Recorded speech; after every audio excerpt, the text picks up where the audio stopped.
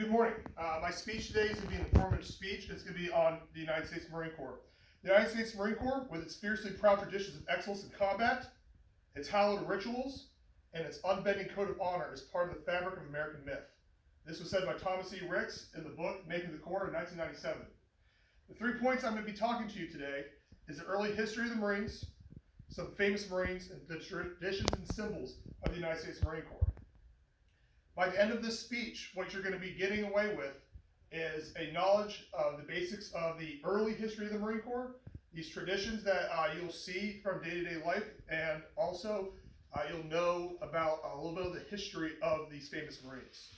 So the Marine Corps was started in Tun Tavern in Philadelphia, Pennsylvania, November 10th, 1775.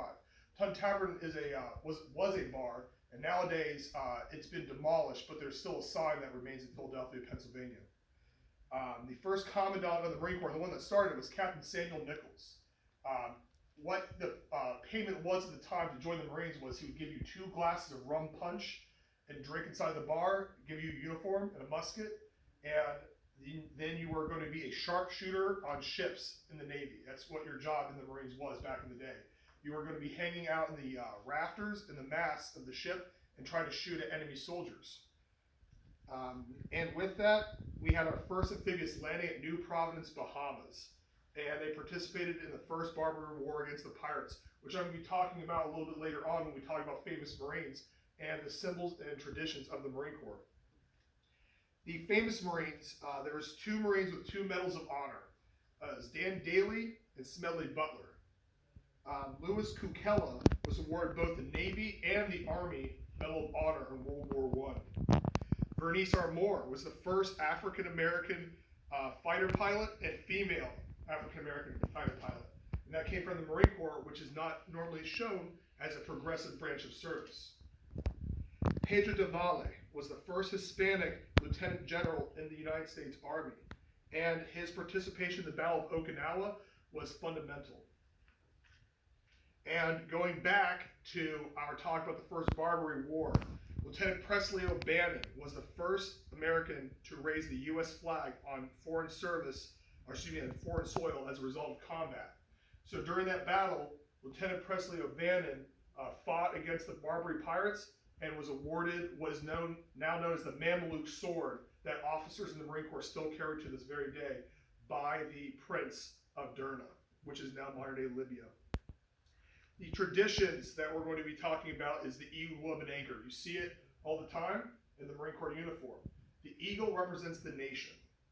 The globe represents worldwide service, and the anchor represents naval tradition.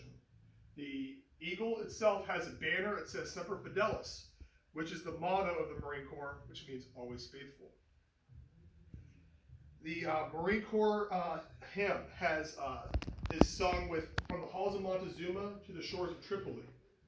From the Halls of Montezuma refers to fighting at the Battle of Chapultepec in the Mexican-American War, where most of the casualties were officers and NCOs, which is why you'll see Marines with the blue pants with a red stripe representing the blood shed.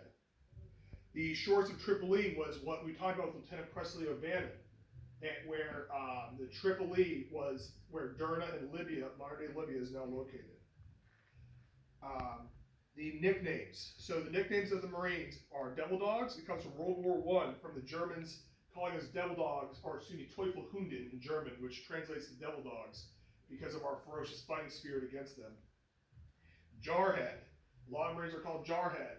A lot of thought is that Marines are kind of not intelligent, but it's because of the high and tight look, making a head look like a jar with just a patch of hair on top. And the last one is going to be called, the last nickname for the Marines is Leatherneck. And Leatherneck comes from the first uniform that they wore, which had a leather band in the back that was made of leather and was so that when swords were hit against it, they would bounce off. And I'm going to end this speech with a quote that I think summarizes what we talked about, which again is the early history of the Marine Corps, the famous Marines, and the traditions and symbols that inhabit the Marine Corps. This quote is by It's quoted by Eleanor Roosevelt, and it encapsulates Marine Corps MCDP 1, which is warfighting, and which states that every Marine's a rifleman. The Marines I've seen around the world have the cleanest bodies, the filthiest minds, the highest morale, and the lowest morals of any group of animals I've ever seen. Thank God for the United States Marine Corps. And with that, Semper Fidelis, I appreciate you for your time.